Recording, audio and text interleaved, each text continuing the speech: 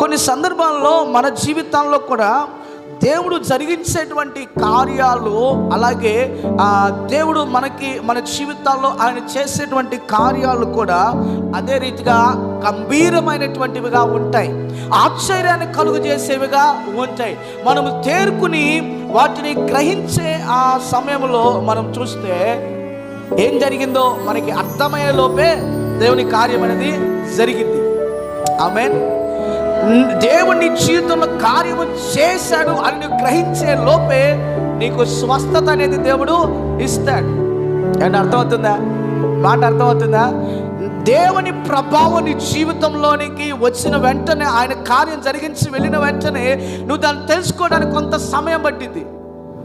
1 నిమిషమో 2 నిమిషాలు 5 నిమిషాలు పట్టింది. ఆ తర్వాత నువ్వు గ్రహించగలుగుతావు, దేవుడు నన్ను దర్శించాడు, ఆయన ఆత్మ చేత, ఆయన తాకిడి చేత నా జీవితంలో మార్పు కలిగింది అన్నటువంటి యొక్క గ్రహింపు నీవు కలిగి ఉంటావు. Praise the lord. ఇక్కడ గమనిస్తే కావలి వారు ఉన్నారు. వారు ఎంతో ప్రయాసపడుతున్న సమాధిని, యేసు ప్రభుని సమాధిని కావలిగా ఇచ్చాను. కానీ లేఖనం నెరవేరుచున్న ప్రకారముగా, ప్రవక్తలు ప్రవచించిన రీతిగా ఆయన సమాధి ఏం చేయబడింది? మూయబడినటువంటి ఆ యొక్క రాయి అలాగున దేవుడు దానిని తెరిచాడు. ఆమేన్. నీ జీవితంలో మూయబడిన ద్వారములు పరిశుద్ధాత్మ దేవుని కార్యముల వలన అవి నూతనముగా నీకు తెలియపరచబడును గాక. హల్లెలూయా. ఇంకా చదువుకుందాం, దేవుని వాక్యంలోనికి మనము వెళ్దాం. ఆ దూత